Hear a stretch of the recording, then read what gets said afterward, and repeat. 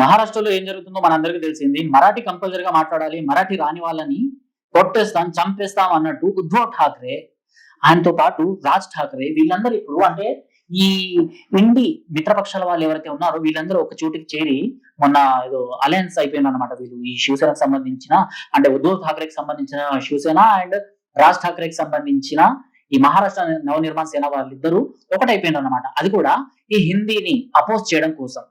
నిజంగా మహారాష్ట్రలో మరాఠీ మాట్లాడాలి, ఆ రాష్ట్ర భాష కంపల్సరీ మాట్లాడాలి అనేసి నేను కూడా ఒప్పుకుంటాను. కాకపోతే మరాఠీ రాని వాళ్ళను లేకపోతే ఆ రాష్ట్ర భాష రాని వాళ్ళను కాస్త లైట్ గా తీసుకొని ఆ తర్వాత వాళ్ళు నేర్చుకునేటట్టు ప్రోత్సహిస్తే బాగుంటది. బట్ వాళ్ళని ఎడబెడ కొట్టేస్తాము, అడ్డు అదుపు లేకుండా మా గుండాయిజాన్ని చూపిస్తామంటే నడవదు.